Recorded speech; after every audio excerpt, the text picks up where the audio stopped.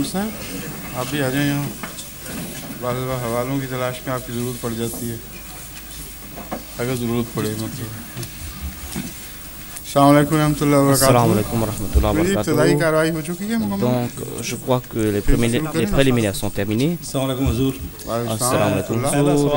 La première question vient de M. Zulfikar de East Ham. Donc, M. Zulfikar Ahmad Saheb de East Ham, s'il vous plaît.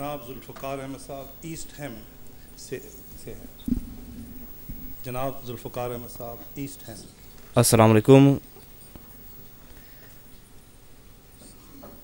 Ma question est que dès l'époque du saint prophète, paix soit lui, jusqu'au calife guidé, quelles étaient les sectes de l'islam? Donc il n'y avait pas une seule secte, dit sa sainteté. Voulez-vous dire jusqu'à l'époque des califes bien guidés? Donc il n'y avait qu'un seul islam, il n'y avait pas de secte. Donc comment est-ce qu'on a eu de telles sectes aujourd'hui maintenant, de telles divisions?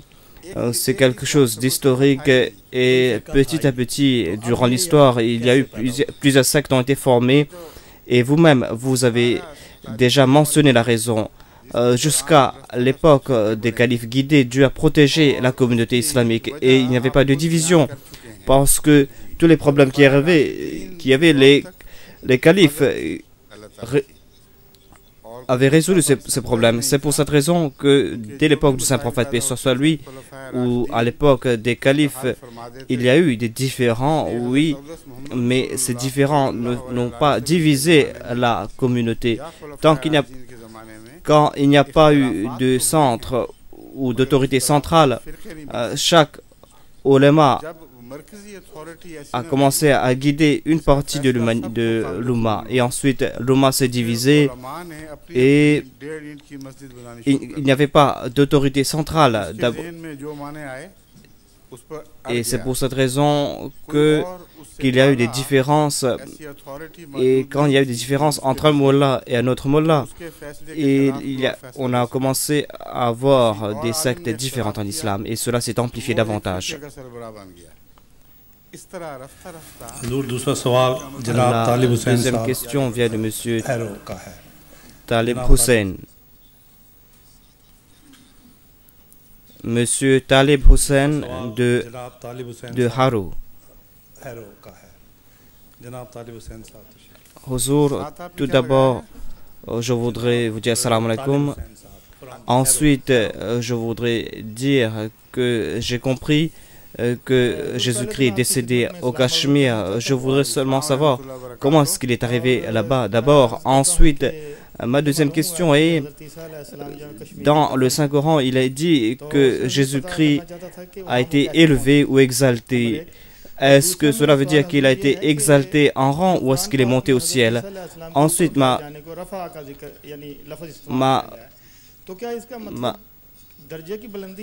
je crois que vous devez rester ici afin que je puisse vous parler directement. En fait, dit sa sainteté, la première question a une relation avec votre deuxième question. Généralement, les musulmans ou les ulémas qui ont des différences avec la Jamaat, certainement, ils posent cette question. Comment est-ce qu'il est arrivé au Cachemire? Mais ils acceptent aussi que Jésus-Christ est monté au ciel. Mais moi, je leur demande, qu'est-ce qui est plus loin, Cachemire ou le ciel? Donc, ce Dieu qui l'a fait parvenir au Cachemire, c'est le même Dieu qui l'a pu faire monter au ciel. Donc, s'il pouvait le faire monter au ciel, est-ce qu'il n'a pas pu le faire parvenir au Cachemire? Donc, c'est quelque chose de tout naturel qu'il soit parti au Cachemire parce qu'à cette époque, avant l'époque de Jésus-Christ, les brebis perdues de la maison d'Israël sont parvenues jusqu'au Cachemire. C'est-à-dire de toutes ces 10 tribus, il y avait 10 tribus des enfants d'Israël qui ont été expulsés de la Palestine par le roi Nabuchodonosor et ces tribus ont été éparpillées et ils ont même parvenu jusqu'au Cachemire. Et les érudits occidentaux acceptent cela et ils disent, ils acceptent que ce sont les enfants d'Israël. Ensuite, leur physionomie le démontre. Les Pashtuns et les Cachemiris, leur physionomie, leur visage ressemble aux enfants d'Israël. Et il y a une différence manquante entre ces personnes et ceux du sous-continent indien. Donc, je ne crois pas qu'il a été difficile pour que Jésus-Christ puisse partir jusqu'au Cachemire. Donc, il n'est pas difficile non plus que Dieu ait pu le faire monter au ciel, à moins que Dieu ne l'ait mentionné, que moi, je l'ai fait monter au ciel. Donc, ce n'est pas une question de possibilité. Moi, je dis pas, je ne demande pas comment est-ce qu'il a pu monter le ciel. Dieu l'a pu faire monter au ciel, mais Dieu ne l'a pas déclaré. En fait, je voulais demander, donc, je voulais dire que Allah a déclaré Barafallahu ilayhi, mais Allah l'a exalté ou l'a élevé vers lui. Voilà la traduction littérale, et il n'y a pas de différence à propos de cette traduction littérale. Tous les détracteurs de l'Ahmadiyyat acceptent cette traduction. Ils ne disent pas que nous avons présenté une fausse traduction de ce verset, mais il est dit qu'Allah l'a exalté ou l'a élevé vers lui. Que veut dire cela? Donc, c'est là-dessus qu'on va discuter maintenant. Nous disons que les ulémas déclarent qu'il a été exalté au 4e ciel, mais nous disons que c'est complètement faux. Il y a plusieurs raisons à cela. Tout d'abord, cela voudrait dire que Dieu était au 4e ciel et Dieu n'était pas présent là où Jésus-Christ était présent avant son exaltation ou avant son évaluation. Donc, si quelque chose bouge vers un autre objet, donc cela veut dire que l'objet ne se trouve pas là. Par exemple, je peux porter ce papier parce que moi je suis là. C'est pour cela que j'apporte ce papier vers moi. Donc, Dieu déclare Allahu nuru samawati wal ard fa aynama tawallu fa thamma wajhullah. Allah est la lumière des cieux et de la terre. Là où vous allez vous tourner, vous allez voir Dieu. Donc, Jésus-Christ, d'après ce verset, il est impossible de dire que Jésus-Christ est bougé vers Dieu, parce que Dieu se trouve partout. Et Dieu est partout. Mais toute personne n'est pas exaltée vers Dieu, parce que la personne de Dieu est très subtile. Et l'homme exalte vers Dieu à travers les attributs de Dieu. Dieu se trouve là où se trouvent des gens de nature très basse, mais ces personnes ne sont pas exaltées. Mais les prophètes, par contre, sont exaltés vers Dieu. Donc, Rafa veut dire une exaltation ou une élévation spirituelle, un rang spirituel. Et à ce propos, il y a d'autres termes qui ont été utilisés dans le Saint-Coran. Et ces termes qui ont été utilisés dans le hadith aussi nous fait comprendre que le terme Rafa, comme expliqué par la Jamaat, est la seule explication acceptable. Par exemple, à propos de Balambaour, il est dit Walaw shi'na la rafa'nahu biha walakinnahu akhlata ila al-ard. C'est-à-dire que si nous avions voulu, nous aurions pu l'élever. Walaw shi'na la rafa'nahu biha. Nous aurions pu l'exalter à travers les attributs qu'on lui a accordés. Mais le malheureux, il s'est tourné vers le monde, vers ce bas monde. Donc,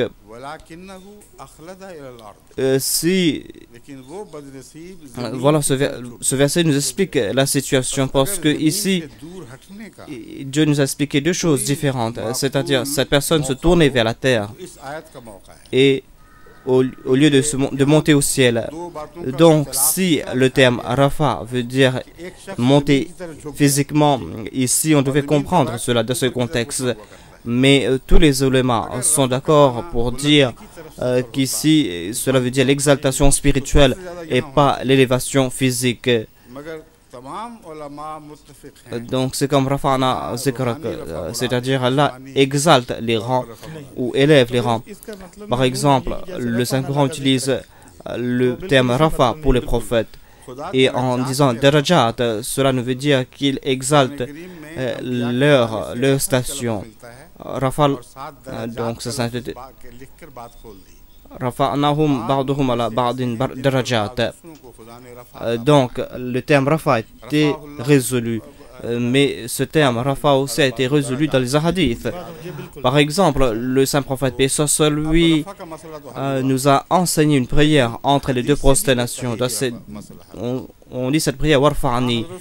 Certaines communautés n'acceptent pas cette prière. Ils croient qu'il faut s'asseoir et rester silencieux pour accomplir la deuxième prosternation, mais la plupart des communautés font cette prière. Les gens de ces communautés font cette prière et telle est la position de la Jamaat Ahmadiyya, parce que aucun mouvement dans les prières n'est vide du zikr de Dieu. On se souvient de Dieu en s'asseyant et on doit prier aussi en s'asseyant entre les deux prosternations. Et quand il y a des hadiths à ce propos, on ne peut pas rejeter cela. Donc, il y a cette prière Warfa'ni, c'est-à-dire exalte-moi ou élève-moi. Et tous les Maulvis qui acceptent l'exaltation physique de Jésus-Christ font cette prière. Demandez-leur, est-ce qu'après avoir fait une prestation, avant d'accomplir la deuxième prestation, vous leur demandez à Dieu de vous exalter? Donc, si tel, est-ce que vous avez vu quelqu'un monter physiquement au ciel? Au contraire, on se tourne davantage vers la terre. Donc, je vais poser ma troisième question.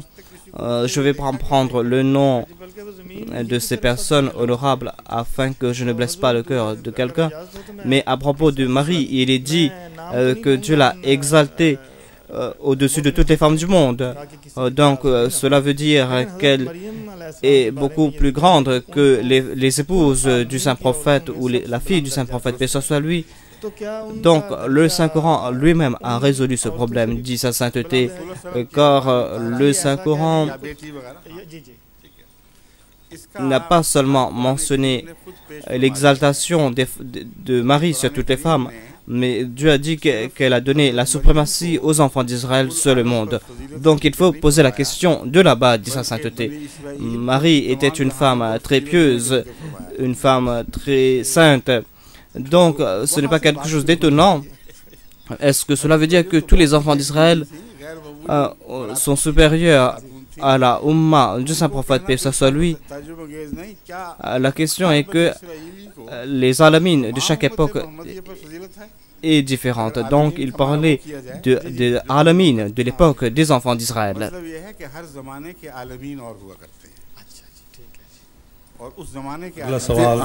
Donc, ce verset est Tilka rusulu faddalna ba'dahum ala ba'din minhum man kallama Allah wa rafa ba'dahum darajat. ये है असल अल्फाज आयत के रफा बादहुम दरजात. Voilà le verset. C'est-à-dire que Dieu a exalté certains prophètes au-dessus des autres. La prochaine question est de monsieur Javed Tanwir Saheb.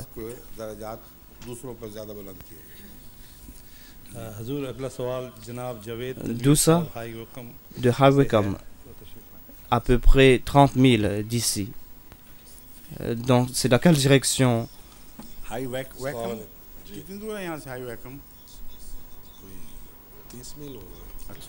Donc, je crois qu'il y a pas mal de bouchons. Donc, cela prend 2 heures de temps pour venir jusqu'ici. Donc, posez votre question, s'il vous plaît. Ma première question est que d'après la doctrine des Ahmadis, la porte du prophétat n'est pas fermée. La porte du prophétat n'est pas fermée, c'est-à-dire que d'autres prophètes peuvent venir. Donc, le prophète qui va venir dans l'avenir, est-ce que lui aussi, il va se qualifier de Mahdi, ou est-ce qu'il aura le droit de se qualifier de Mahdi? Donc, tout d'abord, vous avez Vous avez dit cela en résumé, mais si j'accepte cela, je vais devoir accepter certains malentendus alors que cela n'est pas vrai. Le point de vue de la Jamaat Ahmadiyya est que, en ce qui concerne les prophètes de loi, le dernier prophète de loi est le saint prophète Mohammed, paix soit lui. C'est lui le dernier prophète de loi. Et jusqu'au jour de la résurrection, il n'y aura pas d'autres prophètes de loi. Voilà le premier point important. Donc, c'est le saint prophète, paix soit lui, qui a porté la loi. Et ses commandements resteront jusqu'au fin de ce monde, tout comme le Saint-Coran est le dernier livre. Donc, nous acceptons le saint prophète en tant que tel. Nous l'acceptons comme Khatam al-Nabiyyin, le prophète qui est au-dessus de tous les prophètes, et sa charia, sa loi est parfaite, et sa loi va durer jusqu'au fin des temps. Voilà notre acceptation du saint prophète. Mais si quelqu'un suit le saint prophète, si quelqu'un de la communauté Ahmadiyya suit les commandements du saint prophète, et s'il a le terme où il peut avoir le titre de prophète, et cela n'est pas contre les versets du Saint-Coran, et pour cela nous présentons un verset de la sourate An-Nisa. Ce verset est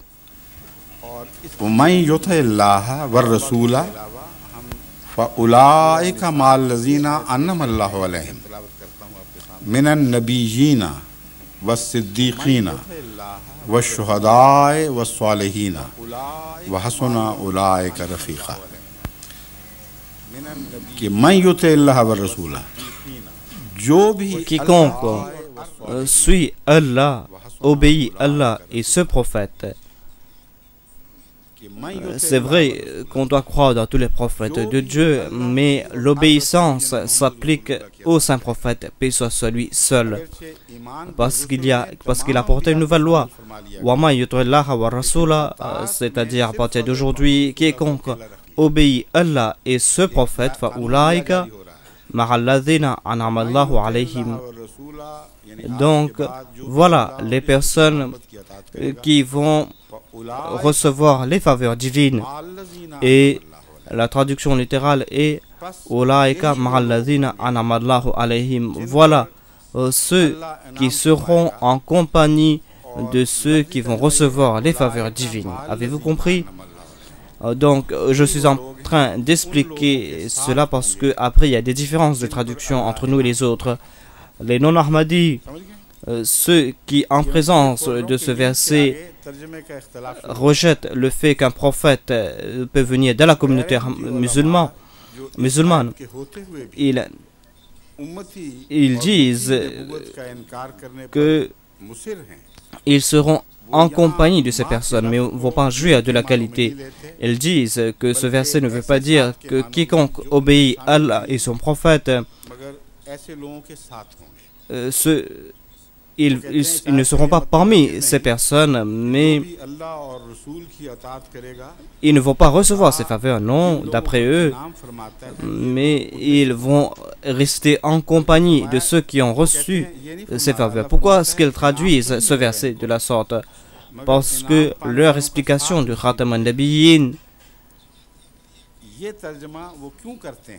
c'est pour se sauver de notre présentation de verset Khatam al-Nabiyyin, parce que ce verset est en train de supporter notre explication.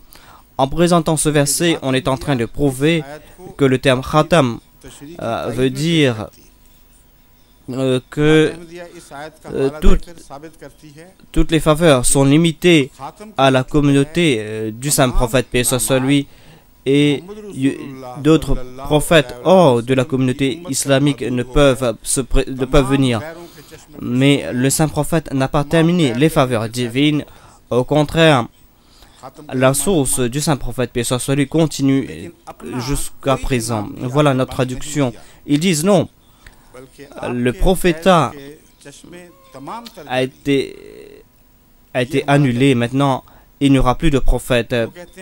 Si on doit accepter leur explication, ce verset sera en contradiction avec ce verset de Khatam al-Nabiyyin. Parce que ici, dans ce verset, Allah déclare que quiconque obéit Allah et son prophète, فَأُولَٰئِكَ مَعَ الَّذِينَ أَنْعَمَ اللَّهُ عَلَيْهِمْ. Donc, je présente leur traduction. Ils disent, voilà ceux qui seront en compagnie de ceux qui ont reçu les faveurs divines. Mais Mara veut dire aussi min. Ici, ils disent min ou Mara. Ce verset est en train de s'expliquer lui-même. Min al-Nabiyyin. Il n'a pas dit Mara là-bas. C'est-à-dire, Dieu a enlevé ce malentendu qui a pu se soulever. Il a dit que ne croyez pas que Mara veut dire qu'ils seront en compagnie. Mais quand Allah a expliqué ce terme Mara, il a déclaré Minan Nabiyyin. Ils seront deux parmi les prophètes, Wassiddiqina, et ils seront parmi les véridiques, Washuhada'i, et ils seront deux parmi les témoins, et Wassalihina, ils seront deux parmi les personnes pieuses. Ensuite, la deuxième question est que s'ils n'acceptent pas cette explication et qu'ils disent que Mara veut dire être seulement en compagnie, donc cela veut dire que c'est pas seulement le prophétat qui a disparu, mais ces autres qualités ne seront pas présentes parce que ce Mara contrôle tous ces termes. Donc il n'y aura plus de telle faveur de la communauté islamique. Ma'alladhina minan nabiyyina wa siddiqina wa shuhada wa salihin wa hasuna ulaika rafiqa. Et hasuna ulaika rafiqa est en train de démontrer quelque chose d'important ici, dit sa sainteté. Donc, cela veut dire, ils disent, qu'Allah déclare qu'ils seront en compagnie de ces personnes comme amis. Ils n'auront pas ces attributs, donc il faut être en compagnie de ces personnes. Et qui vont recevoir ces faveurs? Qui seront Hasuna Ulaika Rafiqa? Si cela veut dire que les non-musulmans, si les premiers prophètes, les siddiq, les salih antérieurs à l'islam, cela veut dire que Dieu a accordé ses faveurs à ces personnes. Moi, je crois que c'est une insulte au saint prophète, paix soit lui. Moi, je dis que c'est un sujet tout à fait tout contraire. Et ici, cela veut dire que maintenant,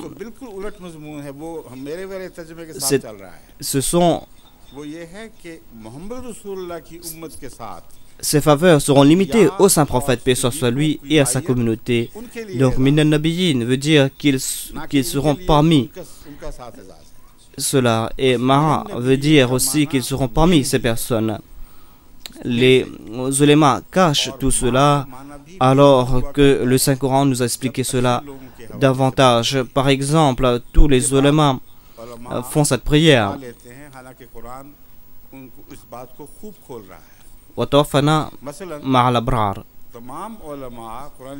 Le Saint-Coran nous a enseigné cette prière. Cette prière est Tawaffana ma'al abrar. Oh Allah, fais-nous mourir parmi les pieux ou avec les pieux. Est-ce que vous allez traduire cela que ne nous transforme pas en pieux, mais quand quelqu'un de pieux est en train de mourir, fais-nous mourir avec lui? Donc c'est une plaisanterie, vous êtes en train de ridiculiser le Saint-Coran. Alors, quand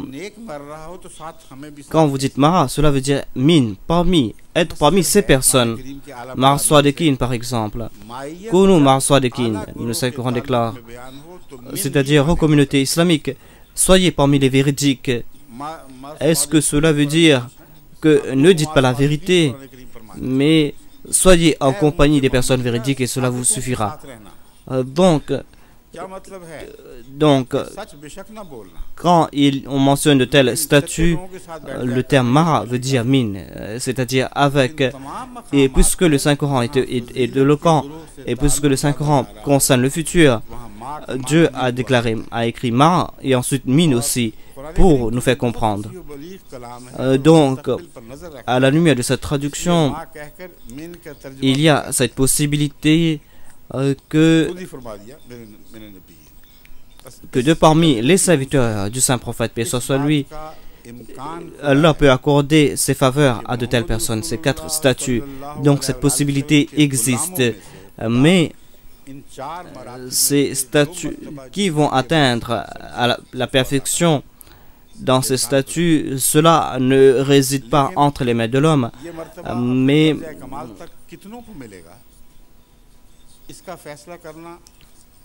on doit résoudre ce problème à la lumière des directives du Saint-Prophète, paix soit lui. Le Messie premier l'Islam a déclaré que le Saint-Coran déclare qu'on peut avoir des prophètes dans la communauté islamique. Et il y a aussi les prophéties du Saint-Prophète, paix soit lui, à ce propos. Mais celui qui déclare que je suis un ummati, un prophète ummati, il doit présenter des versets coraniques et des hadiths pour prouver son cas. Ensuite, les hadiths qu'il a présentés, lui par exemple, il y a ce hadith où il est dit que d'un côté, le Saint-Prophète a déclaré, en mentionnant le Messie qui viendra, il a déclaré Laysa nabiyyun bayni wa baynahu.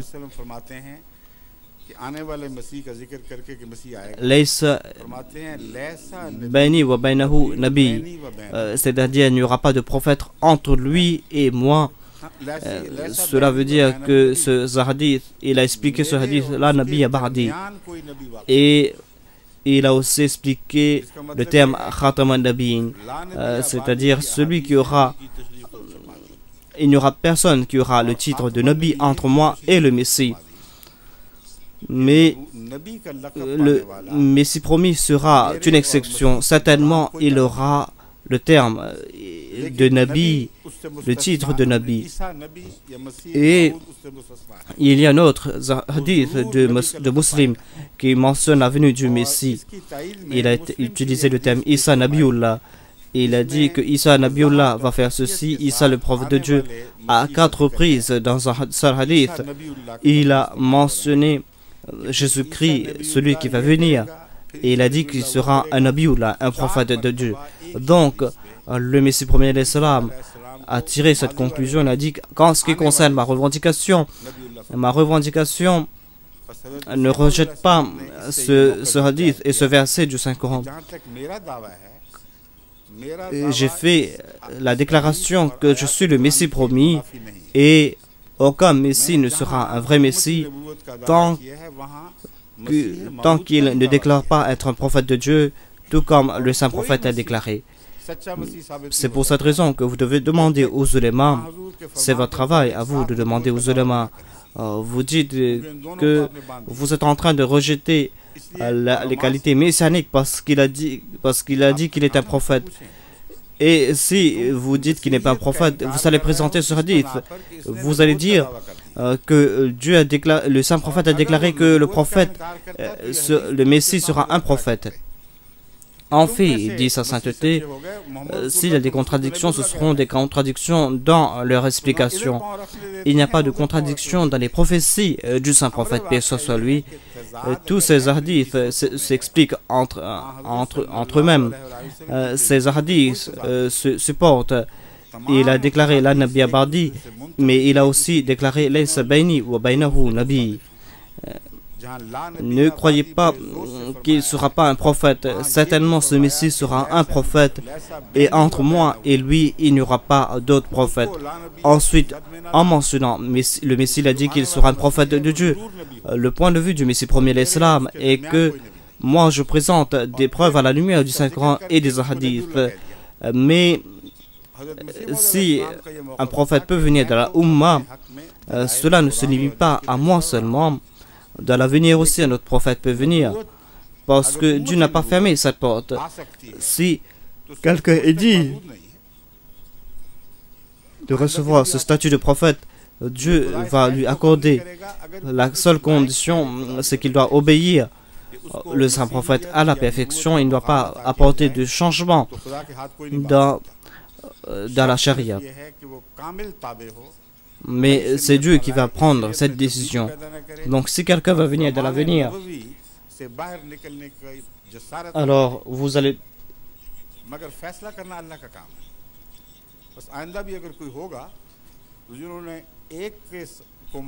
devoir le suivre. Par exemple, les Juifs ont rejeté le premier Messie, ils n'ont pas accepté le saint prophète non plus.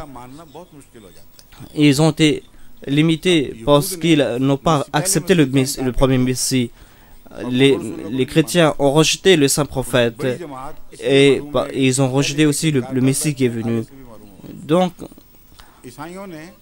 la Oumma du saint prophète, paix soit sur lui, doit réfléchir dessus et doivent comprendre que quand quelqu'un va venir de la part de Dieu, il va venir comme une faveur de Dieu.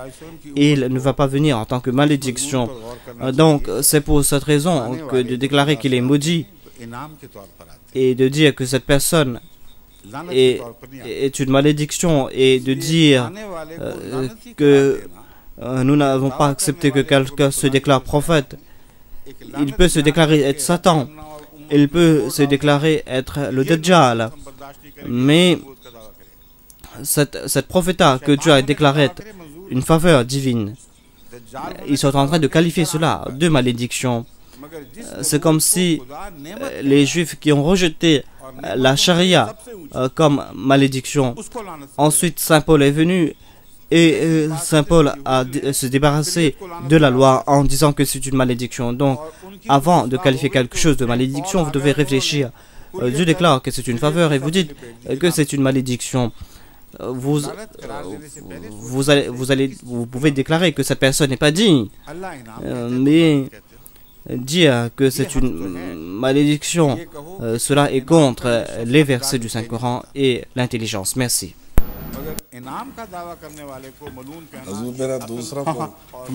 Ma deuxième question est que dans votre sermon de vendredi de la semaine dernière, vous écoutez mes sermons. Donc, il y a quelques points que je voudrais demander. Donc, je crois que c'est une question de science. Si c'est quelque chose, donc il y a une possibilité, dit sa sainteté. C'est puisque je n'ai pas encore terminé ce sujet. C'est pour cette raison qu'il y aura d'autres points que je vais expliquer davantage. Si vous voulez poser une question quelconque, donc ce sera dans l'avantage de tout le monde et je pourrai en faire mention dans mon sermon précédent, dans mon sermon suivant. Dans un sermon, vous aviez déclaré, je crois, que cela concernait deux sermons. Cela concerne Nourun ala Nour. Donc, c'était une question assez profonde et scientifique, mais vous aviez déclaré que le Nour est apparent et est invisible, et le Nour qui est invisible est beaucoup plus puissant. Vous aviez donné l'exemple des trous noirs. C'est que les trous noirs, on ne voit pas les trous noirs, mais si quelque chose se rapproche des trous noirs, cette chose va disparaître. Donc, moi, il y avait un point que je voulais demander, c'est que les trous noirs sont des étoiles mortes. Donc, il n'y a plus de lumière dans ces étoiles. Donc, ici, vous êtes en train de commettre une erreur. D'après la science, c'est tout à fait le contraire. Tout d'abord, vous devez comprendre le terme noir. Cela ne veut pas dire qu'il pense qu'il n'y a pas de lumière. Au contraire, cela veut dire parce qu'il attire toutes les lumières. Et quelque chose de noir attire toutes les lumières, tout comme mon manteau. Donc, on qualifie cela de trou noir parce que les scientifiques déclarent que les trous noirs attire toute forme de lumière et elle attire toute forme de lumière et il ne reste plus rien. Ensuite, cela ne concerne pas la force de gravité. Donc cela attire aussi la lumière et elle attire aussi la lumière. C'est pour cette raison que vous ne voyez pas de lumière. Mais cette lumière est attirée à l'intérieur. Le trou noir lui-même n'a pas de lumière ou n'émet pas de lumière. Puisqu'il n'émet pas de lumière, c'est pour cette raison que vous ne le voyez pas. Ensuite, vous devez comprendre aussi que le saint prophète, paix soit lui, celui qui était une lumière. Et pourquoi est-ce qu'il a choisi le noir pour le drapeau de l'islam? Il a choisi un drapeau noir. C'est quelque chose d'étonnant ou d'étrange. C'est-à-dire le prophète le plus illuminé est apparu et il a choisi le drapeau noir comme symbole. En fait, il l'a choisi pour nous faire comprendre qu'il faut attirer toutes les lumières. L'islam va attirer toutes les lumières du monde entier. Ensuite, Dieu va lui donner d'autres lumières. C'est quelque chose de différent. Mais vous serez des vrais croyants tant que vous allez attirer les lumières et tant que ces lumières seront une partie de votre être. Donc apparemment, c'est quelque chose de noir, mais en fait, il y a quelque chose de plus subtil ici, dit sa sainteté. C'est que cette personne qui était la plus illuminée parmi les musulmans, il est le plus noir parmi les gens parce que, d'après moi, c'est une explication très poussée parce que cette nour, Abu Jahal a vu cette nour et Abu Bakr aussi a vu cette nour. Et Abu Jahal l'a vu noir et Abu Bakr a vu la personne du saint prophète, celui comme une personne éclairée. En fait, cela veut dire que pour voir cette nour, cette lumière, vous avez besoin des yeux. Ces yeux qui ne peuvent pas voir cette lumière, vous voient cela comme noir. Puisque ce drapeau, puisque le saint prophète utilisait ce drapeau pour aller faire face à ses ennemis, c'est pour cette raison qu'il a annoncé que les croyants sont des lumières. Et il voulait faire croire que maintenant, faites face à cette obscurité, vous les ennemis, et cette obscurité aura le dessus, et vous, votre lumière, à vous, va disparaître. Donc, tout cela, ce ne sont que des points de sentiments, mais en ce qui concerne la science, il y a aussi des sentiments, mais je retourne de nouveau vers ce que j'expliquais. Je voulais vous faire comprendre tout d'abord que ces types de lumières qui sont beaucoup puissantes, l'homme ne peut pas voir ces lumières à l'œil nu. Par exemple, il y a les rayons X. Les rayons X font partie de ce spectre que nous ne pouvons pas voir ou déceler. On ne peut pas voir ces lumières comme les rayons X. Et le saint prophète, paix soit sur lui, nous a expliqué cela davantage. Il a dit, pourquoi est-ce qu'on ne peut pas voir Dieu? Cette lumière que nous qualifions de rayon X, si nous regardons ces lumières vont brûler nos yeux. Et le saint prophète a utilisé le même terme. Dieu a déclaré, si Dieu se découvre, tout va disparaître. Il n'y aura plus d'œil ou de yeux pour le voir. Donc, cette lumière qui est puissante aussi est invisible. Et il y a aussi un autre point que vous aviez mentionné lors d'un sermon, dit le monsieur. Cela concerne l'arche où vous avez déclaré que le cœur d'un croyant est le trône de Dieu. Je voulais demander que vous voulez dire l'homme et avant la création d'Adam, il y avait déjà le trône de Dieu. Je n'ai pas présenté une seule explication de ce trône, j'ai présenté plusieurs explications. La première explication est que Arsh ou le trône est un trône qui n'a pas de lien avec le monde matériel. Cela veut dire le statut de Dieu et dans lequel il y a de tels attributs, des attributs qui sortent de la compréhension de l'être humain. Et c'est pour cette raison que le Saint-Coran a déclaré cela en tant que arche. Ensuite, il y a un autre arche avant la création. Et il a dit Kana arshu al-ma, c'est-à-dire son trône était au-dessus de l'eau. Et l'eau ne veut pas dire l'eau matérielle ici, mais cela veut dire l'eau à propos de. Il a dit Wajalna kulla shay'in wajalna min al-ma'i, c'est-à-dire nous avons créé tous les êtres humains, tous les êtres de la lumière.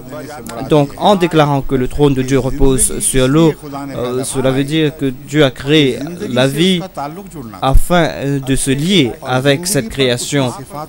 Et ses attributs vont s'apesantir sur sa création. Si on n'accepte pas, on ne peut pas comprendre le trône de Dieu. Donc, c'est pour cette raison que les animaux comprennent, mais dans une certaine mesure. Ceux qui comprennent les attributs de Dieu le plus sont les hommes. Et les hommes sont les premiers prophètes de Dieu.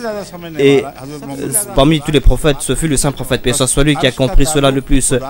Donc, le terme Arsh concerne Dieu et concerne l'exaltation de l'homme. C'est pour cette raison que Dieu a déclaré que mon trône se trouve sur l'eau. Sinon, Dieu ne peut pas s'asseoir sur l'eau. C'est quelque chose d'échange. Mais Dieu a expliqué cela davantage et on comprend cela davantage.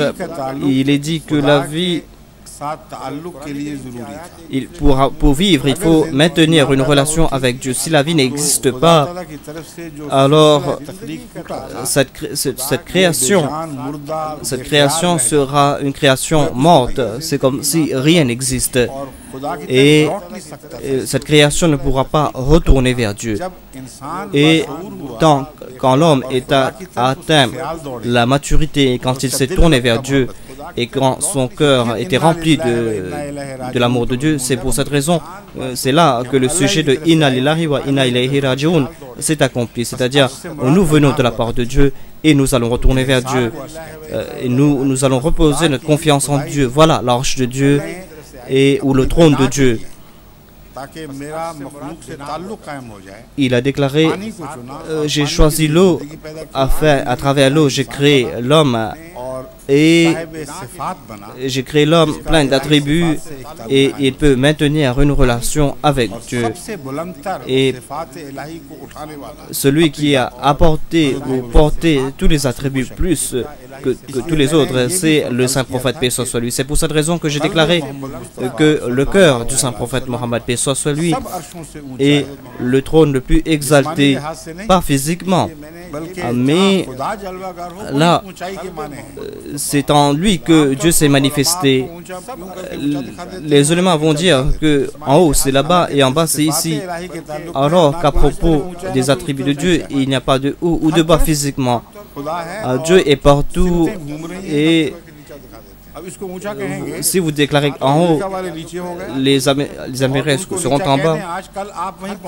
Et si vous êtes en bas, vous allez dans cette position. Donc cette question, vous devez comprendre ce que veut dire en haut ou en bas. Toute chose qui se tourne vers les attributs de Dieu est exaltée. Le arche de Dieu, s'il y a un arche, tout d'abord, ou si ce trône existe, le premier arche ici sur cette terre, c'est le cœur du saint prophète Mohammed, paix soit lui, parce que c'est en lui que Dieu s'est manifesté à la perfection. Donc ce terme Rafi au cœur s'applique aussi au saint prophète Mohammed, paix soit lui.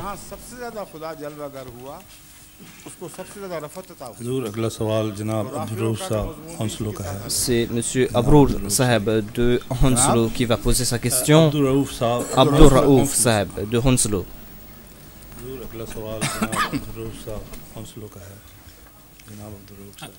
Assalamu alaikum, Huzour. Huzour, ma question est que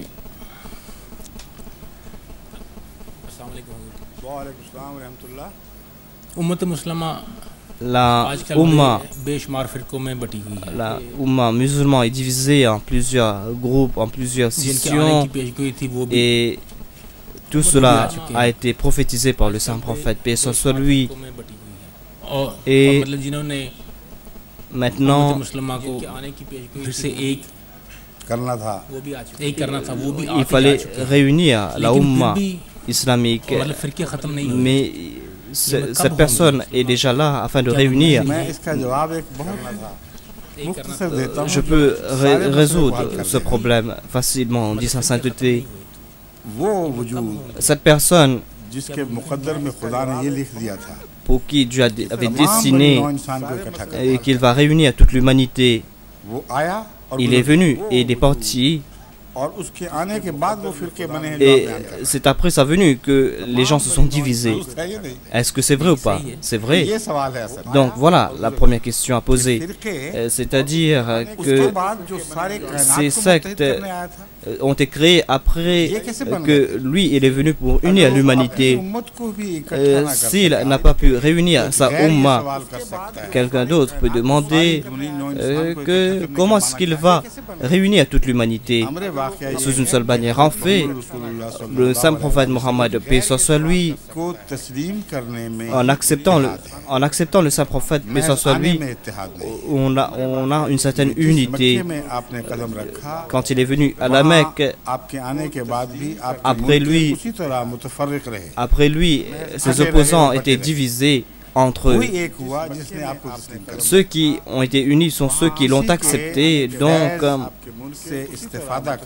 profiter des faveurs de quelqu'un ou de la présence de quelqu'un est la plus grande faveur que nous avons avec le prophète, c'est l'unité. C'est un point très important. Quel que soit le prophète, le premier travail d'un prophète, c'est d'établir l'unicité de Dieu. Et pour cela, il va devoir créer une seule Ummah, une Ummah unie. C'est pour cette raison que durant la vie du saint prophète, paix soit sur lui, à différentes reprises, avec les gens sont venus de différentes origines, de différentes tribus, et ils ont uni. Donc, cela veut dire que ces personnes, si les personnes se sont divisées, cela veut dire qu'elles se sont séparées du saint prophète, paix soit sur lui. Ils disent que même après avoir accepté le saint prophète, nous nous sommes divisés. Sinon, il était impossible qu'il accepte le saint prophète pour ensuite se diviser. C'est impossible. Donc, la division, cela veut dire qu'ils n'ont pas accepté le saint prophète dans leur cœur. Donc, si c'est l'imam Mahdi ou une autre personne, ceux qui vont l'accepter, ce sont eux qui vont s'unir, non pas les autres. Donc, vous devez comprendre aussi que Mirza Saheb, est-ce qu'il a eu des forces pour unir l'humanité ou pas? Tout d'abord, la Jamaat Ahmadiyya. D'où a été créée la Jamaat Ahmadiyya? La Jamaat Ahmadiyya représente toutes les sectes, toutes les communautés. Les gens sont venus de toutes les sectes, de toutes les origines. Et tous, ils ont oublié leurs différences d'antan et ils ont accepté un seul prophète. Ils ont accepté un seul Dieu. Ils ont accepté une seule explication du Saint-Coran et des hadiths. Voilà le fait de créer une Ummah unie.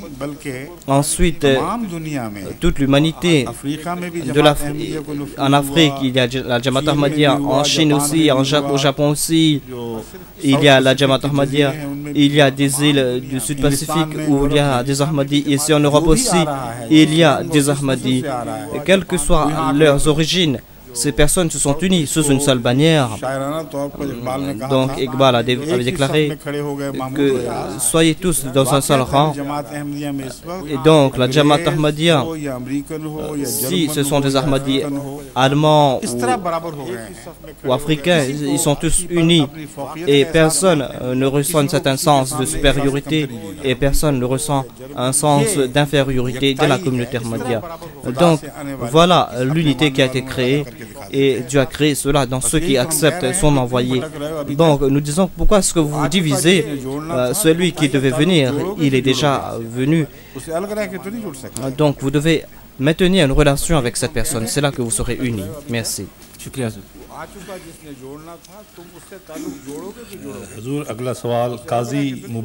C'est M. Qazi Mubashir Ahmad de Birmingham qui va poser sa question.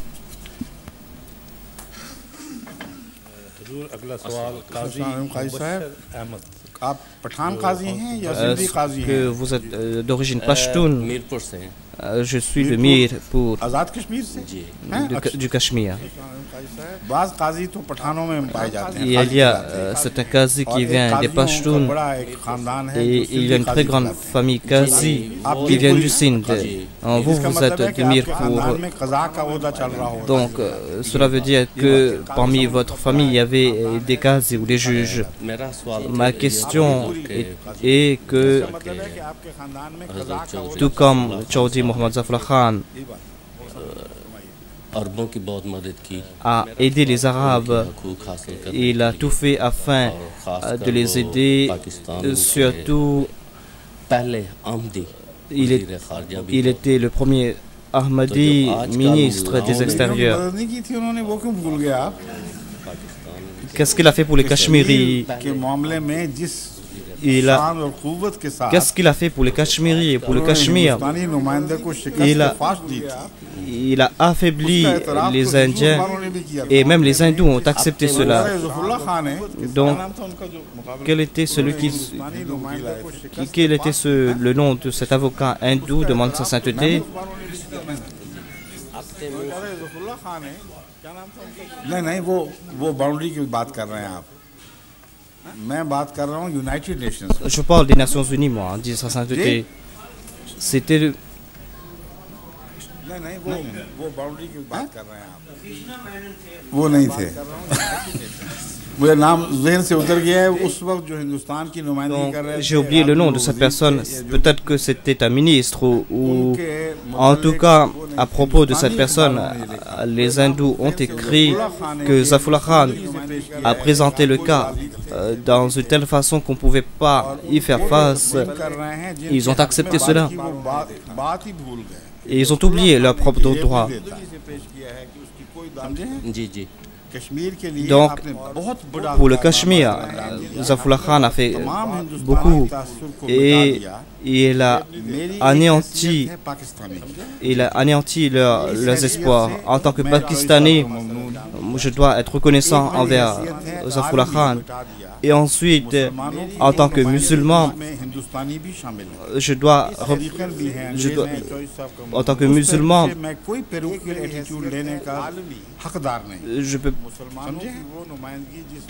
je dois accepter. Donc, en tant que calife aussi, je dois dire en faveur de tout peuple, c'est-à-dire, je dois parler en toute justice. Et sinon, si je n'utilise pas la justice, je ne pourrais pas être un représentant. Donc, pouvez-vous me poser votre question alors? Donc, dit le monsieur. Non. Donc, moi j'expliquais ce que vous voulez dire. Votre question sera entendue par le monde entier. Donc, votre question sera transmise. Et si je n'allais pas expliquer cela, les gens allaient croire que Zafar Khan n'a rien fait pour le Cachemire. Il est parti voir les Arabes, mais il a oublié. Donc, j'ai compris. Donc, ce n'est pas une allégation contre vous. Donc, j'ai dû m'expliquer, dit sa sainteté. Donc, je voulais poser une question. C'est qu'au Pakistan, on est...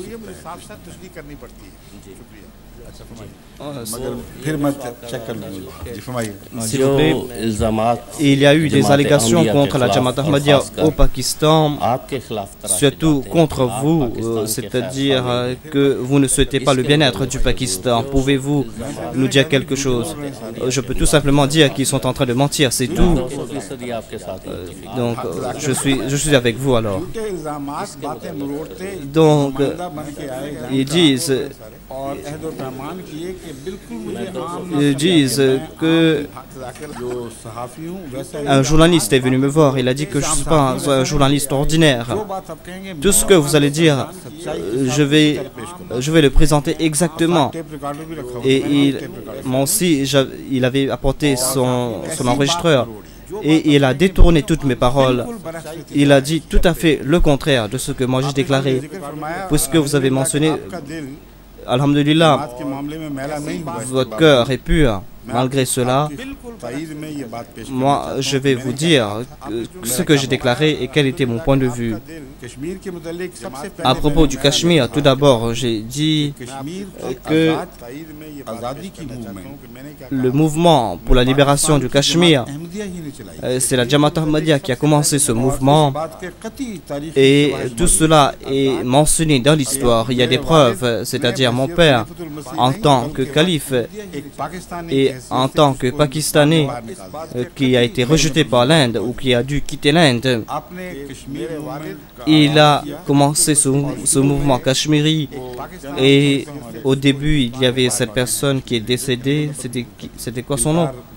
Il y a monsieur Gilkar, il y avait monsieur Ghulam Nabi Gilkar et d'autres personnes. Ces personnes ont été guidées par le Messie, le calife. Le calife a dépensé de ses et il a envoyé des représentants vers d'autres tribus et les Ahmadis Pashtuns ont beaucoup aidé le calife à ce propos. Quand ce mouvement a commencé, c'est là que le gouvernement pakistanais a voulu faire disparaître ce mouvement. Quand ce mouvement a commencé et quand la guerre a commencé, durant la guerre, la Jamaat Ahmadiyya disait que maintenant on ne va pas retirer notre main. Maintenant, si on doit se battre pour notre droit, on va le faire. Ou si on va se battre pour les Cachemiris, on va le faire. Et on ne doit pas tomber sous la pression internationale. Mais le gouvernement est tombé sous la pression internationale et ils ont accepté que voilà la frontière entre nous et l'Inde et nous acceptons ces frontières. Je les ai dit tout cela. Je les ai dit, une fois que vous avez commencé la bataille, vous n'avez pas le droit de retourner en arrière, sinon vous allez briser les serments que vous avez faits.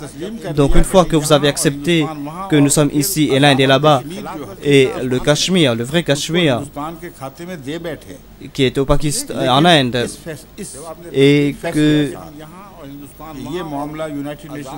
et qu'on doit poser cette question aux Nations Unies. Donc tout cela a été expliqué. Donc tout cela était vrai. Mais après cela, le Pakistan n'a pas le droit, dans cette situation,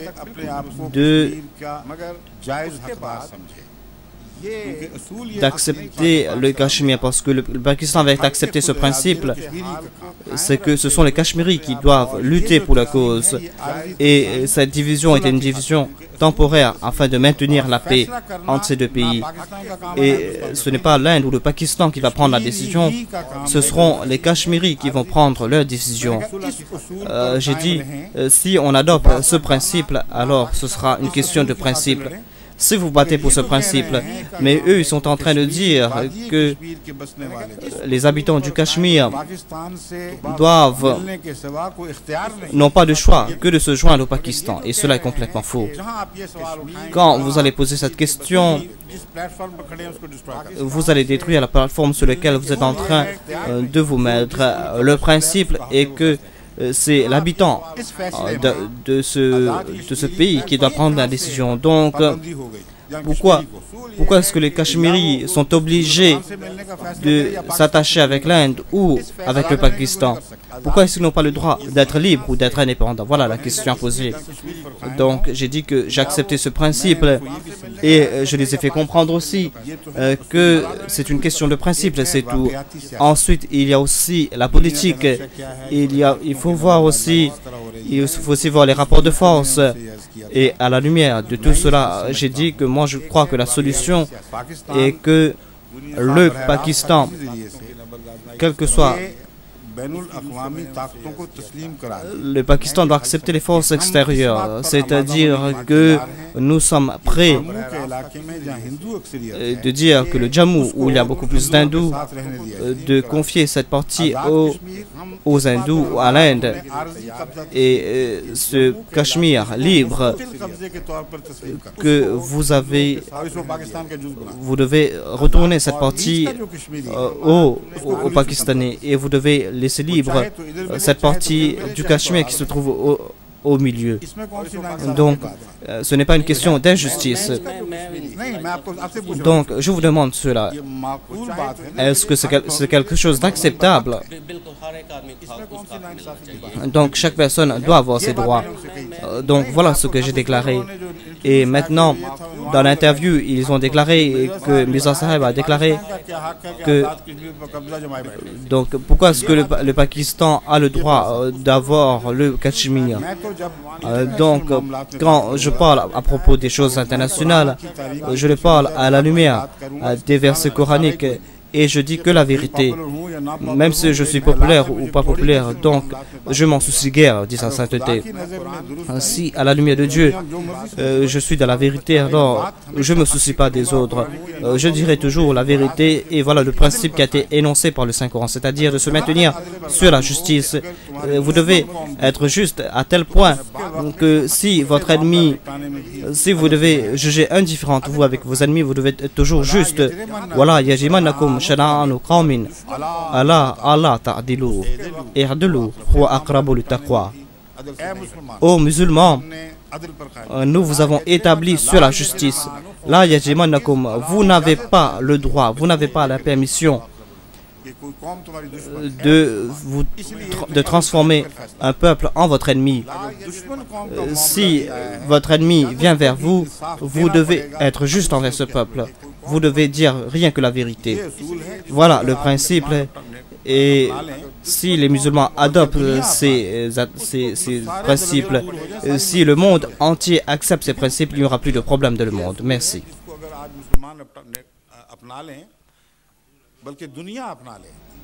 C'est M. Inder Singh qui va poser